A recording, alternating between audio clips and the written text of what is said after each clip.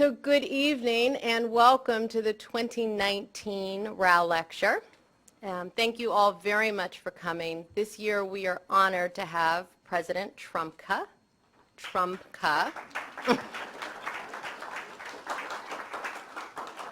Definitely not to be confused with Trump. I have been told there is no Trump in Trumka. Okay. None at all. He will be delivering the lecture, and he will be introduced by Chip Yablonsky, so I am not going to spend a ton of time regaling you with all of President Trumka's accolades. I want to spend some time instead talking to you a little bit about the Rauh Lecture itself, and I want to acknowledge some of the honored guests that we have with us. So it is the Rauh Lecture and the Rauh Chairs that are held by faculty members here at the law school are funded by a generous contribution from the Rauh family and with the support of the Law School Foundation. Each year, a leading member of the bench or bar is invited to address the UDC law community on a topic of interest. And this year, we have asked President Trumka to talk to us a bit about why labor and why now. Right. As I mentioned, President Trumka is going to be introduced by Chip Yablonsky. Afterwards, there will be opportunity for Q&A, so please get your questions ready. And then the evening is going to wrap with a reception just outside of this room in the lobby space. I do want to acknowledge some of our special guests. So we are joined this evening by my boss, the Provost of the University, Chief Academic Officer Potter. We are also joined by several members of the Foundation Board, the Law School Foundation Board, they're not here, I'm sorry. We will be joined shortly by other deans from the other schools on campus. And we are also joined by the leadership, the union leadership from AFSCIO. So thank you all for being here. I also want to acknowledge, like I said, the law faculty that is here and the law students that are here. The law students that are here are the reason I get up and come to work every morning. The law students are my guiding star in terms of my leadership. So thank you all for being here.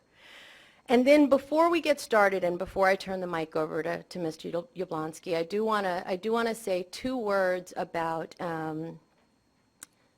the recent passing of two remarkable human beings. So last week, Representative Elijah Cummings passed. He was 68 years old. The Democrat from Maryland was a staunch defender of democracy, and he was a very much needed voice of integrity and character in what can feel currently to be an incredibly cacophonous time. So he will be much missed. It is also with great sadness that I report the passing of a very treasured member of the UDC family. So early Tuesday, two days ago, we learned that Professor Wilhelmina Rubin Cook, a member of our faculty for many years, had passed unexpectedly following emergency surgery. She was such a kind soul, such a quiet spirit. And she was also, on a personal note, the chair of the committee that recruited me here to UDC. So I will miss her greatly, and I would like us to just take a moment to pause to acknowledge the passing of these two souls.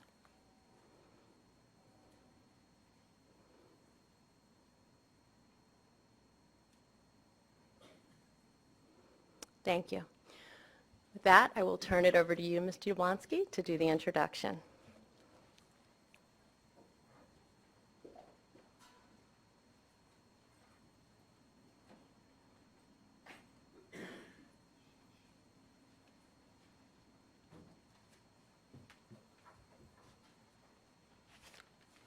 There's some notes here somewhere.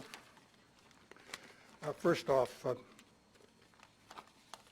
thank you, Dean, for this opportunity to get together with my one-time colleague and friend, Richard Louis Trumka, the president of the AFLCIO. But I'd like to say a few words about the man whose name adorns this event. Joe Rauh was a mentor to many. probably the greatest mentor of young lawyers, at least young liberal lawyers in Washington in my lifetime. But he was much more than that to me. He was like a father to me. Joe, in 1969, represented my dad, Jock Yablonsky, when he was running for the presidency of the mine workers. And Joe mounted the most ambitious legal battle to create a fair election, which my father was denied. And on the last day of 1969, my father, Jock, my mother, and my sister were murdered in Clarksville, Pennsylvania. On that day, Joe picked me, my wife Shirley, and my son Jeffrey, who was 5 years old, up in Washington and took us back to western Pennsylvania.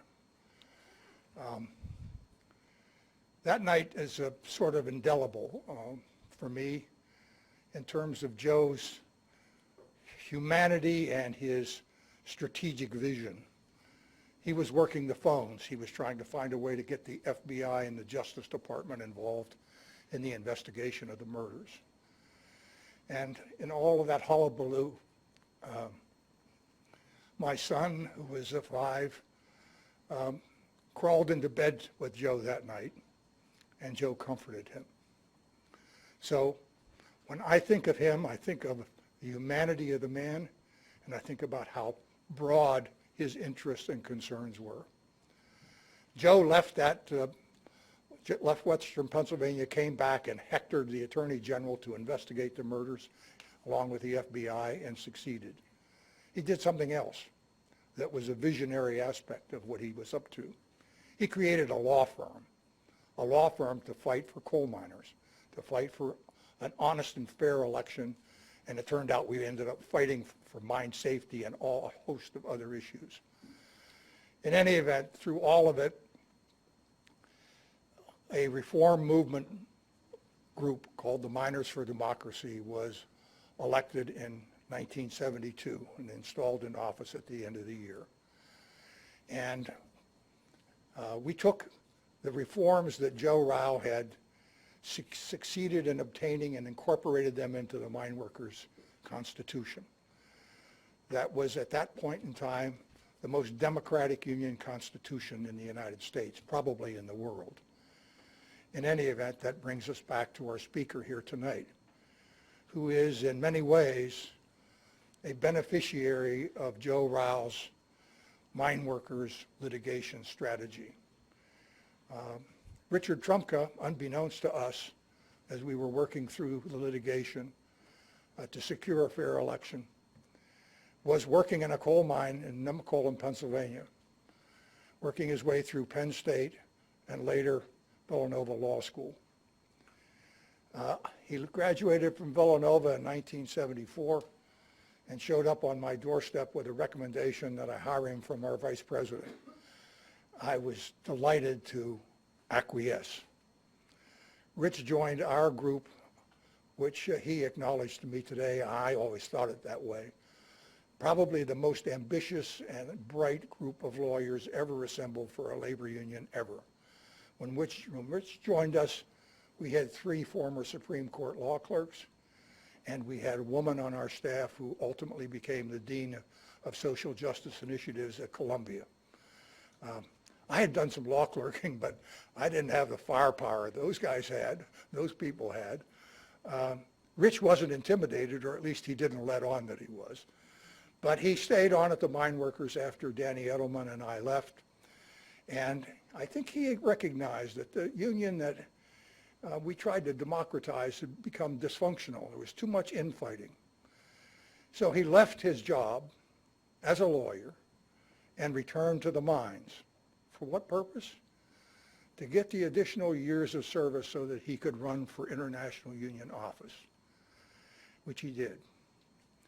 Now, you can have all kinds of measures about what a union leader ought to be, but somebody that gives up writing briefs and arguing motions in an air-conditioned environment to go to work underground is somebody that's making the ultimate sacrifice for his union members. That's what Rich did. He went back to the mines, got his additional years of service. 2 years later, he was elected to the International Executive Board, and thereafter to the union presidency in 1982 at the ripe old age of 33. He had a lot of travails. After all, the 1980s were not at all like the 1970s. Ronald Reagan had already fired 13,000 air traffic controllers. The labor movement was under siege, and the coal industry, given that they are the most avaricious group that was ever assembled, was denying their people their contractual benefits and violating the law up one side and down the other. Rich led a strike at the Pittston mines that were one of the largest coal operators in the country.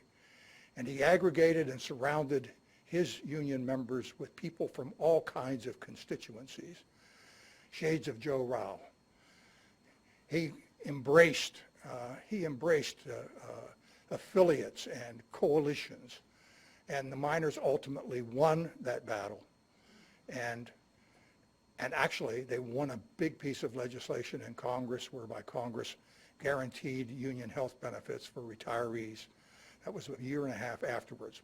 But that's after Rich had managed to attract 50,000 people to Camp Solidarity in southwestern Virginia.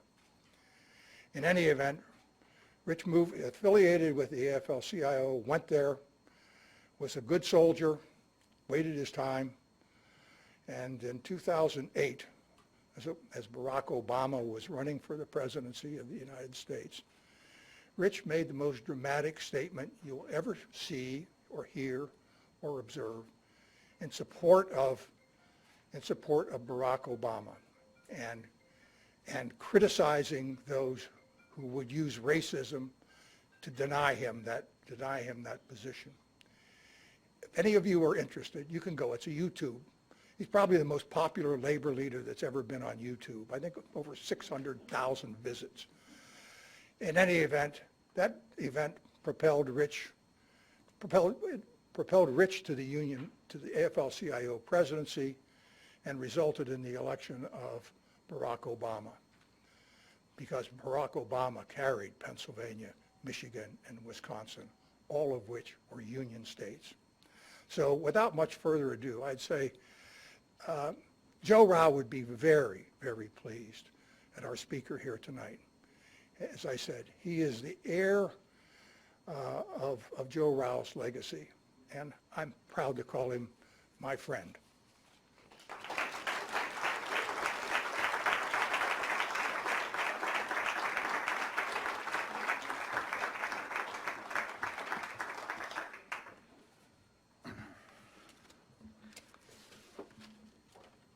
Good evening. Dean Hutchinson, thank you for the invitation to speak tonight. It's a great honor to be here, and Chip, my brother, my friend, my mentor, thank you. Thank you for that overly kind introduction. We go back a long, long way, and if it wasn't for your dad, and of course for Joe Rauh, I wouldn't be standing here today as president of the AFL-CIO, a federation of unions, 55 unions, representing 12.5 million working men and women. And if it weren't for Chip and Jock and Joe and Danny Edelman, the United Mine Workers of America, my union, for over 50 years, would not be a free and democratic organization that it is today. So this is the story that I want to tell you tonight. It goes back quite a bit, but it's one worth telling because in many ways, history is repeating itself today. And there are lessons from the past that we can all heed. See, I was raised in a small sliver of southwestern Pennsylvania, a coal town called Nemacolin, and it was a company town. The co-owners owned everything in that town except the church and the union hall.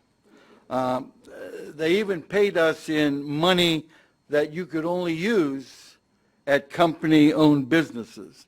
It was called Script.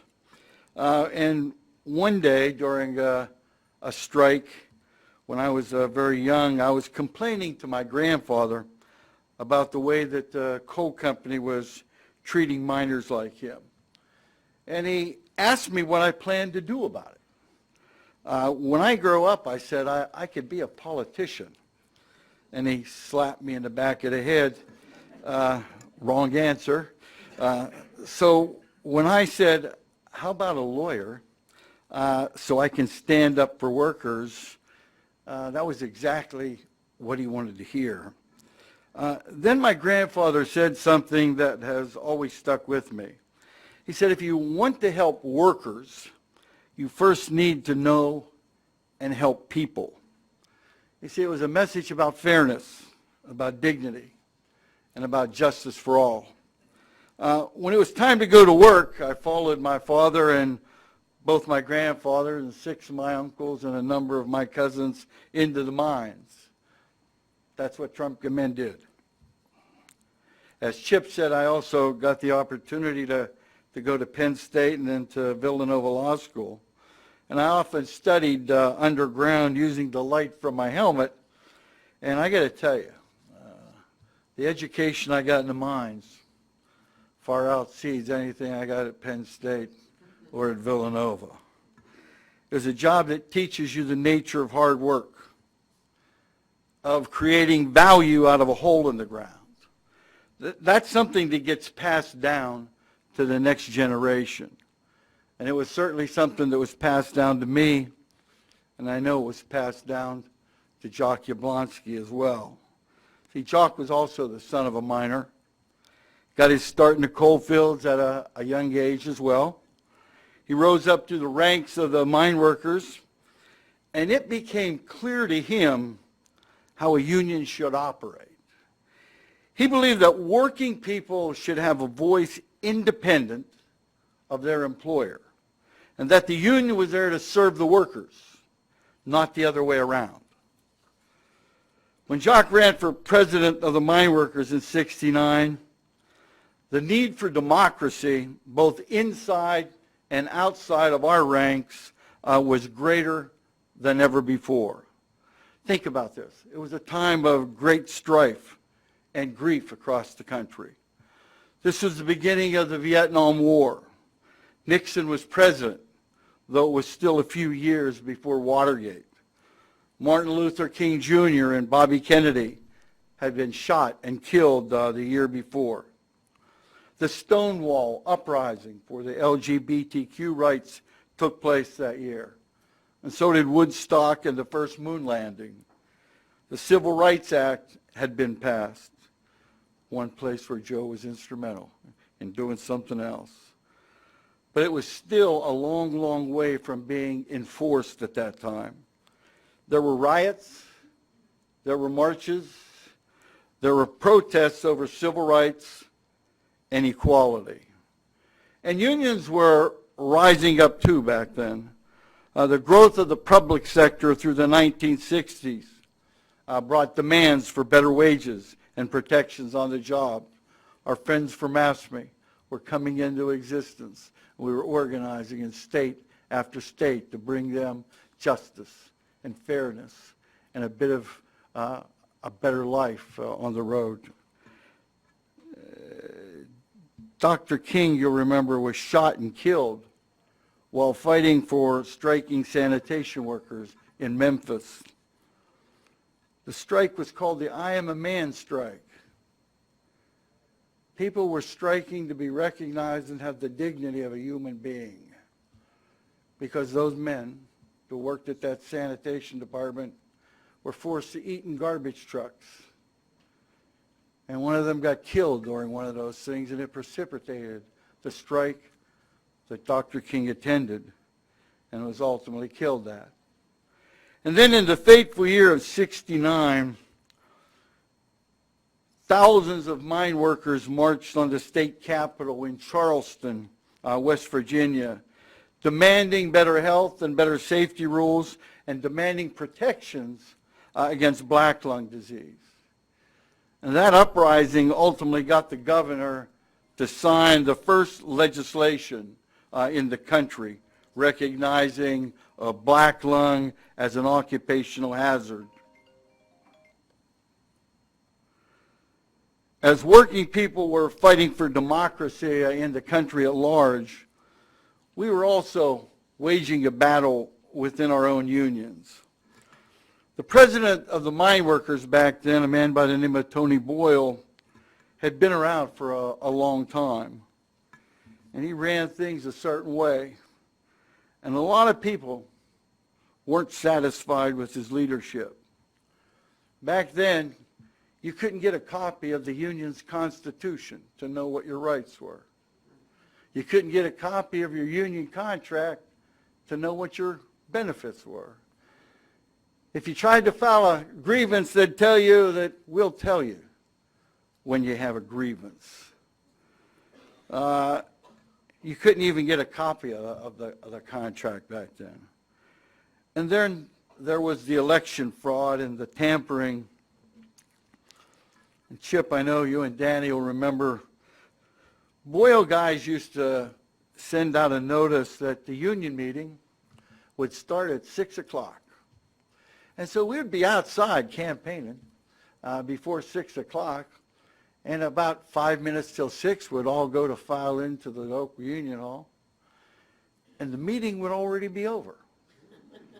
And we would say it's 5 till 6, and they would point to a clock, and they'd say that's the official clock, which had been turned forward a half a year. So they held an election before the members ever got inside. But that's not all the dirty tricks they pulled. Boyle also used a lot of the members' dues money for his campaign. You all don't remember, Danny, we got a judgment for $480,000 for him using union dues money. Although we never collected a penny, we got the judgment. And it's just like a public election, though.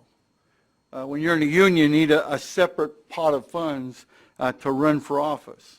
You can't use union dues money. But Boyle did use official resources for campaign swags like clocks and pens with his name on them. And he'd give them out as gifts when they were trying to buy someone's votes. And Chip, I just want you to know, till this very day, in the top left-hand drawer of my desk is one of those pens. And every time I wonder why I take all the crap that I take take that pen out and click it, and I see Boyle, Titler, and Owens, and I know what I'm supposed to do. Yep, each one of those pens. Meanwhile, Jock wanted the average miner to know that being in a union meant that you had a voice, and that you could use that voice, and that union was there to serve you and to make you a better life, and that your elected officers were there to serve, and that democracy was alive in our union halls. And that's why he ran for president. He wanted to put our union back in the hands of the members, where it belongs. The vote was held in November of '69. And of course, in a rigged election, Jock lost. We lost. My union lost.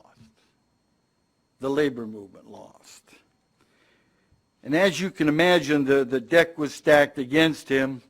We were trying to get a new election set up, but on New Year's Eve, as Chip just said, Jock and his mother and sister were murdered in cold blood. Jock, as a leader for the Miners for Democracy, set out for reform, and it cost him and his family their lives. And I got to tell you, it was devastating. It was demoralizing. No one was sure what was going to happen next. And then, with the help of Joe Rauh, we realized that Jock was a symbol of something bigger. He was a symbol of everything that we had been fighting for. A union that has your back, true solidarity, where your fight is my fight and my fight is your fight. And thanks to this evening's namesake, Joe Rauh, that all became clear again to us. You know, Chip talked about the fight that he waged during that election. Back then, and till this very day, in a union election, the incumbent can stack the deck against you, and you can fight all you want. But until you exhaust all your internal remedies, which can take years, the Labor Department doesn't come in. So under the current law, the LMRDA, it sort of says they get one crooked election before you get one fair election. And they continue to serve in those 2 or 3 or 4 years that it may take for you to exhaust your internal remedies. Now, Joe Rauh helped bring Jock's vision back from the brink. You see, at that time, he was a constant when a whole lot of miners and miners' families needed a constant. Joe was gutsy, and I can promise you no one could intimidate him. And he was your guy. You never had to doubt that. When Joe Rauh was your lawyer, he was your lawyer. Everybody knew that if Joe was representing you, then you had a loyal fighter until the end. He stood for us, and he stood with us. And for that, the other side lobbed attack after attack on him and Chip and a number of others trying to discredit him. Throughout his career, they called Joe a commie, and they called him a fraud, but no one had the guts to say he was a bad lawyer, because he was one hell of a good lawyer. And he believed in the power of democracy, in equality, in fairness. The fight was in his blood, and you can't turn him away from that no matter what you did. So Miners for Democracy became more focused, more clear, more determined. We fought for justice for Jock, and we fought for democracy for our union. Later, Joe worked not only to unseat Boyle, but to put him behind bars. And he succeeded not once, but twice in having him convicted of murder. Throughout his career, Joe was a force for good, and he was a force for working people, for the common man and the common woman. He made our case in court after court. Miners for Democracy took hold and grew, and we worked to become a progressive force, moving our union forward and advocating for our members and our communities. We knew that our voices together were stronger than the voices of any one individual. 37 years ago, on Christmas week, at the Charleston Civic Center in West Virginia, I raised my right hand and took the oath of office as President of the United Mine Workers. And I was 33. It was one of the greatest days of my life. I was sworn in by my dad, who had given his heart and his life to his union. He died of black lung disease like every male of that generation in my family died. And you could feel that day a changing of the guard in Charleston. And just as Jock had taught us, we said the United Mine Workers Union was put on this earth for its members to have a better life, not for its leaders to have a higher status. It was the first time that we held our inauguration in coal country, and the event was opened up to the rank and file membership. And the one thing I remember on that beautiful sunny day is that people, our members, stopped looking at their shoes that day. They didn't look down anymore. This was their union. We avenged Jock's murder and Rauh's efforts and great legal work made all of that possible. So what can we learn from these great leaders? That anything is possible when we stand together. It's been a half a century since Jock was killed, yet today we're experiencing a new democratic revolution. Workers aren't looking down at their shoes anymore. They're standing on the foundation of a democratic union movement, preserved by Jock and Joe and so many others. We're looking our employers squarely in the eyes and delivering a clear message. Enough. Enough. In the richest nation on the face of the earth,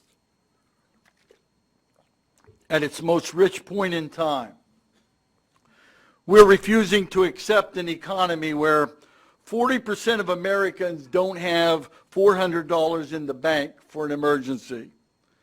We're not sitting quietly by when in the past 30 years, the top 1% has gained $21 trillion in wealth, while the bottom 50% has lost $900 billion in wealth.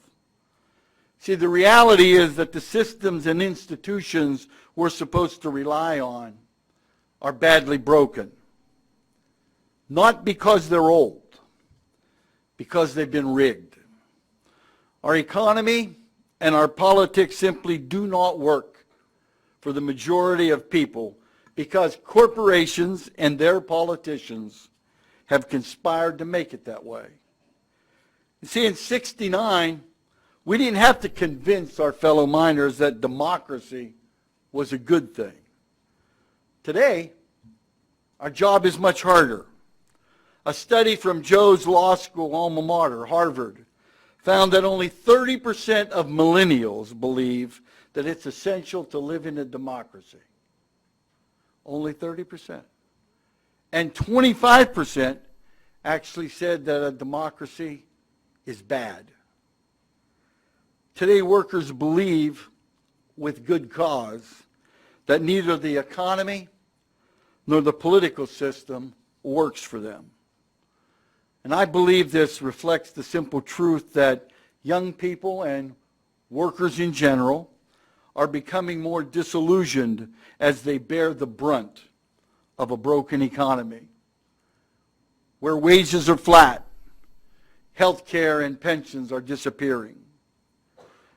However, it's still a startling and, quite frankly, heartbreaking statistic given what generations of people before us, like Joe and Jock, went through to secure and to protect not only union democracy, but democracy in general. So it's up to us, our generation, to carry the mantle forward. Now, make no mistake about it, some progress has been made, slowly but surely. You know, the protectors of the status quo told people of color that they can't integrate. But we started to integrate. They warned workers not to form a union or else. But we did it anyway. They told LGBTQ people they can't marry. But now it's the law of the land. And they've been telling immigrants and asylum seekers to stay away. But no wall and no president is big enough to stop the human desire to be free. So over and over and over again, ordinary people have proven that we can win big, lasting change. And that's why in my more than 50 years in this work, I've never been more optimistic than I am today as I stand here. Look around the country. 50,000 auto workers want to strike against GM for better wages, and to take care of temporary workers. 35,000 teachers in Chicago are on the picket line as we speak, marching for respect on the job and better classrooms for their children. Whether it's Black Lives Matter, the Me Too movement, or young people coming together to stop violence and protect the planet, all of these are collective actions where people are saying the only way that we're going to get this done is if we stand together, if we lock arms with the people standing next to us. And when we do, nothing can stop us. No crooked politician, no corporate baron, no self-interested union leader has ever been a match for ordinary people who have banded together. Not even a right-wing activist Supreme Court can bring us down. Last year, the Janus decision was part of an effort to fundamentally destroy public sector unions and alter the foundation of our democracy. So it serves a single solitary purpose, concentrating power and wealth in the hands of a select few. That case, by the way, was solicited from the Supreme Court bench by Justice Alito, who ultimately cited himself as a reason to overturn the precedent of 40 years old. Yet more than a year after that decision, guess what? We're still standing. We're still standing strong. And in fact, the two major AFLCIO unions specifically targeted by that case, AFSCME and the American Federation of Teachers, have actually grown. And the labor movement right now has a 64% approval rating. That's the highest that it's been in 50 years. At a time when our politics and culture want us more divided and bitter and ready to blame, working people are instead turning to each other. We're speaking out, and the momentum is on our side. 2018 was the biggest year for collective action in over a generation. 500,000 people walked the picket line. And MIT found that more than 60 million workers would join a union today if they were given the chance. That's because more and more workers know that unions provide better wages, better benefits, better flexibility, better retirement, a better life, and most of all, a voice and democracy on the job. Labor unions eliminate gender inequality, and we are at the tip of the spear in the fight against racism and sexism and anti-Semitism and homophobia and more. See, that's what we are. Times are tough, but so are working people, and we never give up without a fight. Over the last summer, we recognized the 30-year anniversary of the Mineworker Strike against the Pittston Coal Company that Chip referenced. In many ways, it was the most trying and rewarding experience of my presidency and my life. We were being fined $500,000 a day, and the amount doubled every day. So it was 500,000, a million, 2 million, 4, 6, 8, 16, 32, 64, 128, da-da-da-da-da-da-da. We were up into the octillions of dollars, which at that time happened to be more money than we had on the face of the earth. I can tell you, when the anti-union treasury is on the line, it does give you a reason to pause. But we had something that no one could take away from us. We decided that we could be a union without a treasury, but that we couldn't be a union if all we were was a treasury. and we fought Pittston. Remember this, we just endured Ronald Reagan's shameless attack and the busting of the air traffic controllers. Back then, at that time, union busting was the flavor of the day. The Pittston Company had just enjoyed a major victory. They used the National Labor Relations Act to bust a union at Brink's Armored Car by simply saying, the act doesn't cover security guards. And the court said, you're right. Union gone. Busted them. Then they focused on us. They liked the taste of union busting. We thought it was a foul taste. But there were concessions going on everywhere. Every union out there was giving stuff back. Workers were demoralized. And Pittston then decided to come after the health care of our retirees and our widows. They actually believed that active miners, working miners, wouldn't fight to protect the benefits, the health care of retirees and widows. And to us, it was the final straw. Because there's something you have to understand. These retirees had given their lives to the mines. They come home every day covered in coal dust, but filled with pride. Filled with pride that their day below ground meant that they could support their family. And part of their hard work meant the promise of a pension and health care when they retired. So for Pittston to try to take this away from them just wasn't going to happen without one hell of a fight. Not on my watch. And so we went on strike. It lasted for almost a year, but with the help of the community and the help of the entire labor movement, and the fact that not a single mine worker crossed that picket line in over a year, we won. And we sent a message to every union buster across this great country that we were not backing down, that we were not giving up, that we were not going to take it anymore. It was, quite frankly, our enough moment. You see, workers are willing to endure hardship.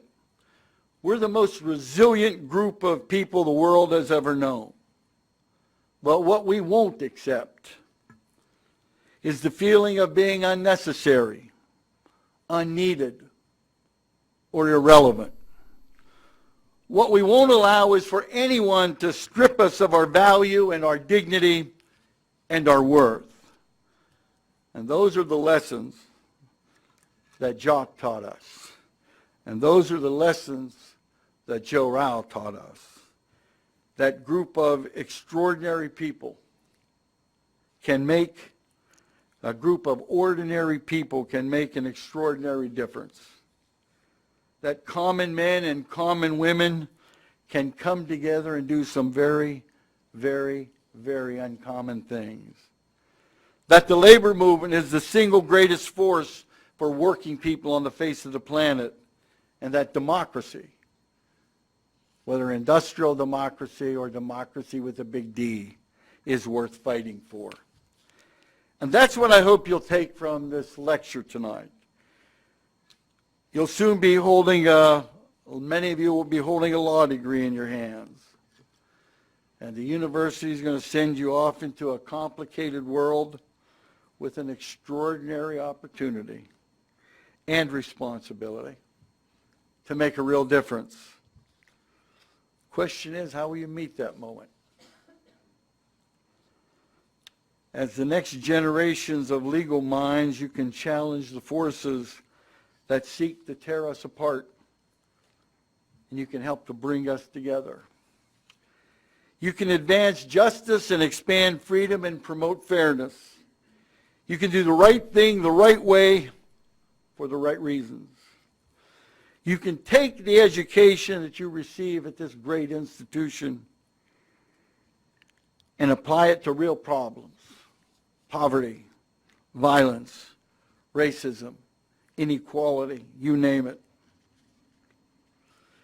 50 years after Jock died and Joe helped all of us move on, You can help strengthen democracy for generations to come.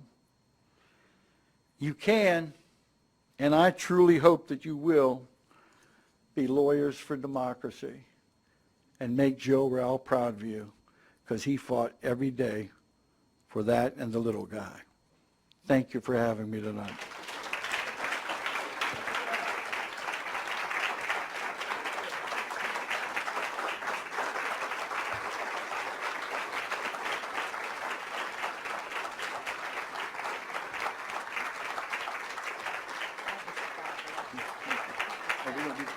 We are going to do questions, but I want you to present you with this very quickly first. Wow. Wow. So we are going to do Q&A, but first, on behalf of the entire law school community and on behalf of the entire UDC community, I want to present you with this very small token of our appreciation. It's the Dean's Cup. And it reads, with great appreciation, Richard Trumka, the annual Joseph L. Rauh Lecturer, October 24, 2019, from the University of the District of Columbia, David A. Clark School of Law. Thank you.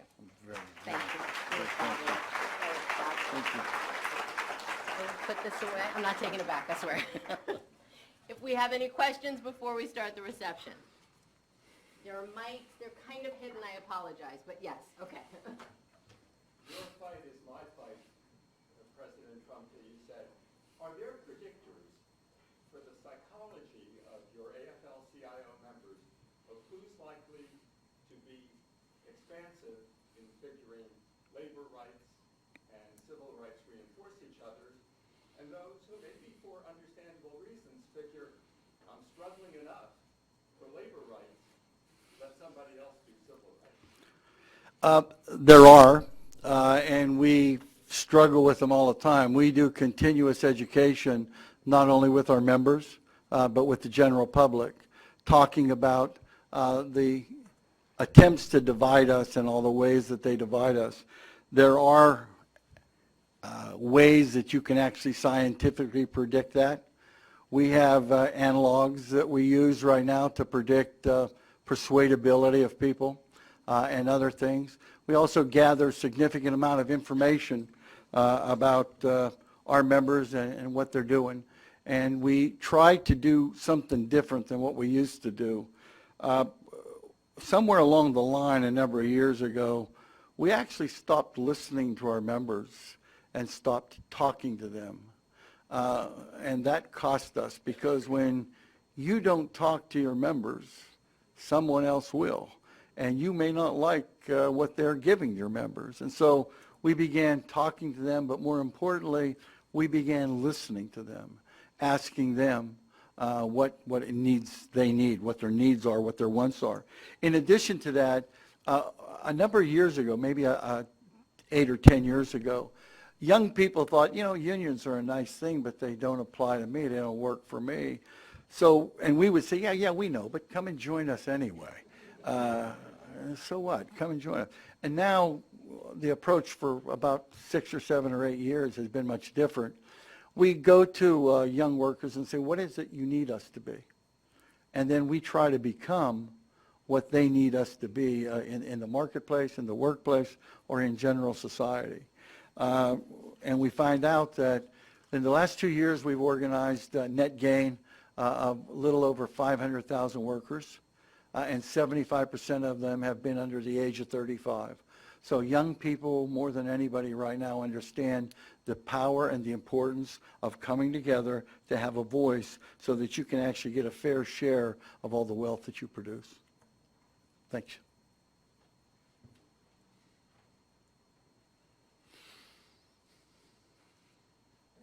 You're behind. Yeah. My name is John Britton, and I am a professor here. And I'd like to follow up a little bit on that question. I heard a news report today that the Auto Workers Union have reached an agreement with General Motors.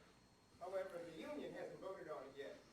And in this period of time, the new social media with all of the Facebooks and Instagrams and everything else has created like competition to hear from the union, as well as hear from these other voices that might not be in the best interest of the union members. How has the AFL-CIO Well, I'll tell you, until about 6 years ago, we pretended like it didn't exist. And I'll tell you a story. This happened back in 1980s, and Morty Barr was the president of the communication workers. And Morty Barr came in and said, I want to talk about the internet. And I leaned over to one of the guys there, his name was Bill Bywater, and I said, Bill, what's the internet? And Bill says to me, he said, I think it's one of those save the seal things that he's talking about. Morty then began to tell us about the power of the internet and this information highway and how it was going to determine futures and how if everybody didn't have access to it, that you would fall behind and be disadvantaged. And if kids couldn't get to the internet, they'd be disadvantaged. And he became a great defender of it, and he sensitized all of us to it. We've now begun to, when we decided that we had to communicate effectively with our members, we looked at the best way to communicate with each age group of our members. And of course, younger members, social media is the absolute best way and maybe the only way to communicate with them. And so we've begun doing that. In the strike that you just talked about, the auto worker strike, we ran digital ads all across in 12 cities telling the story of the workers so that people on social media were understanding that this was a company that was on the brink of bankruptcy, that was given a taxpayer loan to save them, and then workers made significant and massive cuts to their own salary to save that company. And not only did they save that company, they actually put it back to where it's making billions of dollars a year, billions with an S at the end of it, a year, and then their executive, their CEO, is the highest paid auto executive in the world, and they didn't want to share any of that. And so we simply asked them a question on if GM can do this to these group of workers, any employer can do that to you. And we've maximized on it. So we understand the power of it. I would not say we're experts. I would say we're fighting hard to gain expertise and sufficient skills so that we don't continue to fall behind and we actually start to grow with it. It's working. We bring a lot of young people in and they talk about stuff that I don't have a clue of what they're talking about, but it seems to work all the time. It really does. And so we just did a futures report.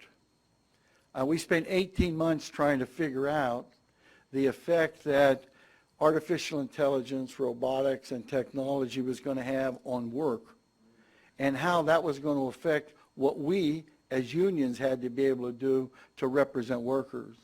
And we've done 2 or 3, I think, significant things along those lines. One, we are embedding people in the institutions that are on the cutting edge of that technology. Carnegie Mellon, MIT, and Stanford are at the cutting edge of the robotics, AI, and technology, so that they begin to think about the effect on people before the thing is designed or created rather than after it's done. That's point one that we're doing. The second thing that we're doing is creating an institute, and the institute will be plugged into those universities and several more so that when any of our affiliates have a problem, they can bring it to that institute, and we can use the brain power of everybody out there in the network that we've developed to help come up with an answer. Something as simple as, I don't get enough of my members at the membership meeting on Saturday. What can I do? And give them a menu of things that they can do and to help them. That institute will hopefully grow and become something that really is a problem solver, not just for the labor movement, but for workers in general in our communities. So we're pushing that edge as well. Thank you. Hi, I'm Mara Lee. I write for International Trade Today. I wanted to ask you about the conversations in the UAW negotiations around preserving work in the United States before expanding to Mexico at GM.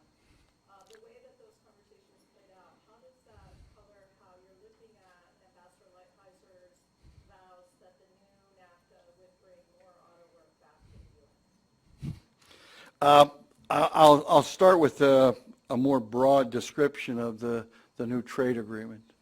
NAFTA has been an unmitigated failure for working people, not just in the U.S., but in Mexico and Canada as well. Workers are worse off now than they were before that agreement was signed, and so we've wanted to change it. And one of the few things that I give the President credit for is his willingness to at least take that issue on. Bob Lighthouser, I've known him for 35 or 40 years. We have worked on trade issues and other issues. He worked for U.S. Steel, so we've worked together over a long period of time. I found Bob Lighthouser to be an honorable, honest man. And we are working to try to get an agreement that is worthy of the American economy and the American worker. The agreement that they originally brought back was unenforceable. It was unenforceable on 3 levels. The first level, if in fact Mexico cannot, well, let me start again. Mexico artificially kept their wages low as the way to do business. The tool that they used to keep their wages artificially low was a thing called a protectionist contract. A protectionist contract works like this. This union that has never talked to any of the workers goes and meets with an employer, signs an inferior contract with ultimately very, very low wages, comes back, and that's the contract. Workers don't know they're in a union. They don't know they have a contract until they start to get the benefits and start to ask questions. Now, just so I give you a yardstick to really comprehend what happens, there's a company called Mondelez Nabisco. I'm sure you're all aware of that. You eat Ritz crackers, you do a bunch of other things. Mondelez last year closed down 4 plants in the United States and two plants in Canada. They moved them to Mexico, and they built the most modern bakery in the world. This bakery is the size of a car assembly plant. Massive. Most modern in the world. This is last year. They have 3 wage rates. Top dog, the highest paid, $1.78 an hour. Wage 2, $1.28 an hour.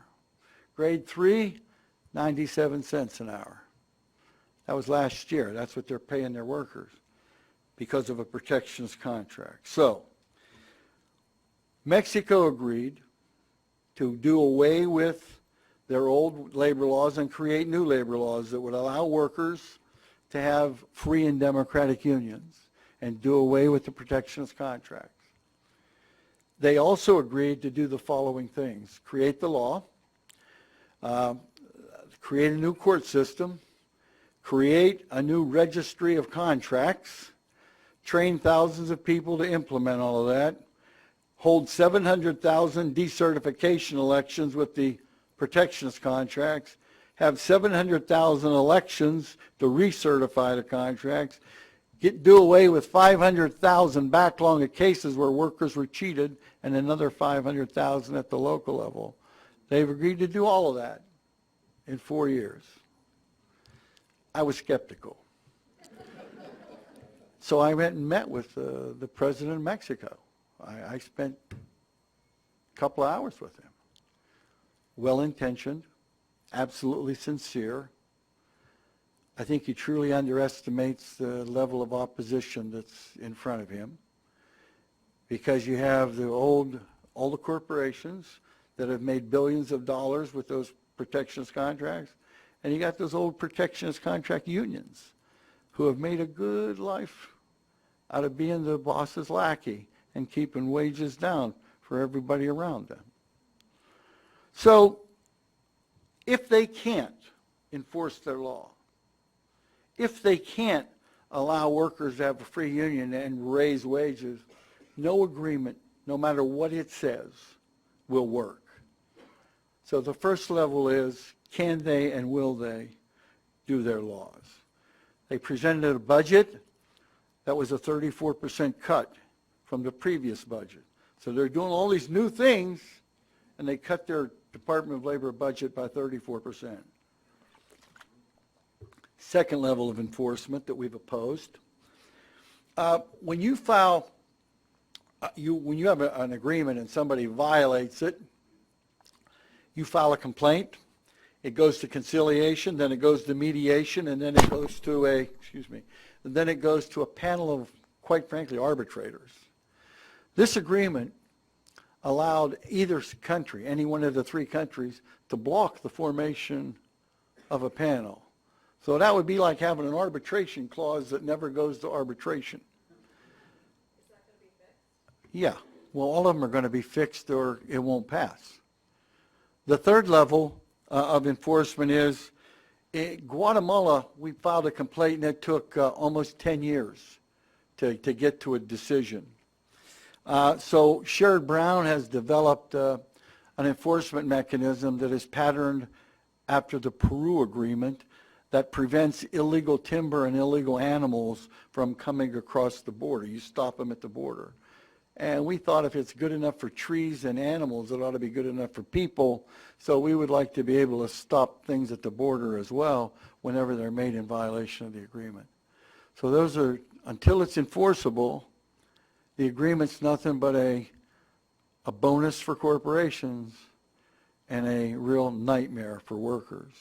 The other things that are on there, you ask about rules of origin. Quite frankly, the auto workers think that the rules of origin that are currently stated are useless. That was sort of proven to them. The rules of origin right now say that a certain percentage of the car has to be made by people making an average of $15 an hour. Okay, so if they make the product in the U.S., the point, and they pay us $30 an hour, and they make the Mexicans $2 an hour, 32 divided by 2 is 16, and they make the rules of origin, and it's not going to do a thing to create jobs. So we want to change that. The other thing they've done is given pharmaceuticals a North American monopoly over the production of drugs for 10 years. So that if the first agreement were passed for 10 years, you couldn't even do research on a generic drug. Obviously, would drive drug prices up in Mexico, Canada, and the United States. Totally unacceptable. So we've been working with the trade rep and with the committee appointed by Speaker Pelosi to try to get that agreement into a position where it is worthy of the American economy and the American worker. Are any of the big three automakers looking to decertify their protection union contracts quickly so that the government doesn't have to come in and do it for them? Well, they haven't yet. However, we have a plan, and what we're saying to them is, look, I know President AMLO is in good faith, but we need a little bit more than good faith. The Italians have a saying, to trust is good, to not trust is better. I've learned over my years that to not trust is better. And so enough with the trust, show us something. And we have a plan that they can actually earn their way in, where they target those big employers in the auto industry and show us that they can actually undo those protectionist contracts, that they can recertify a real contract, that workers have a right to bargain fairly and have a union that actually represents them and not their employer. When we get there, hopefully we get to yes on this whole thing and we get rid of NAFTA and we replace it with something that really is enforceable and really is better for the workers in all three countries. Okay, we have time for one more question. I've actually got two sort of questions. The first is that when we talk about the issue of automation, historically the labor movement fought automation by shortening the work week. Starting at the end of the 19th century, got it down, throughout the 20th century, got it down to 40 hours. It seems the labor movement. Sorry.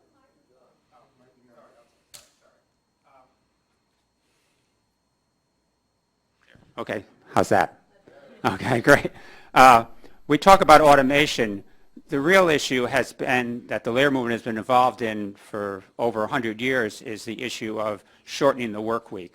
So as things became more automated, we went from an 80-hour work week to a 60 to a 40, and we seem to have abandoned that fight maybe 50, 60 years ago. We don't really seem to raise that as a central issue for the labor movement. So I'd like to hear your comment on that. Let me answer that, and you can ask that, then ask the second one. All right. Well, first of all, in your first thing, you said we fought automation, and we did it with a shorter work week. What we've done, when you have collective bargaining, we've been able to adapt to automation and make automation actually work for us so that we bargain for a fair share of the increase in productivity that automation brought about. In my industry, the industry was going south because we were all hand loading. They asked for automation. We automated, we lost workers, but the workers that were there saw their pay increase. And jobs went from poverty level jobs to actually middle class supporting jobs. And so where you have collective bargaining, you're able to take off the rough edges of automation. You can make sure it's safe, you can make sure it's healthy, and you can make sure that workers get a fair share of the wealth that they help to produce or the increase in productivity. But the question becomes, what happens in society? We don't have a mechanism in society to allocate the benefits of a lot of that technology. And we're only in 12% of the shops out there. So I asked this question to a lot of people, including the president at MIT and Stanford and Carnegie Mellon. What happens to a system that is unwilling or unable to provide a rising standard of living to its citizens? Because you have an economy that is only working for the top 1%, 10% maybe. Everybody else's wages are flat and you're falling further behind. Automation can do one of two things. It can accelerate that or it can make it more fair. We look at technology as neither good nor evil. It's how it's deployed.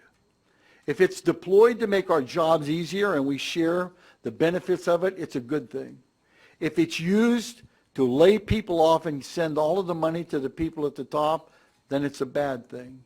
And that's why we're working with those institutions to try to answer that question.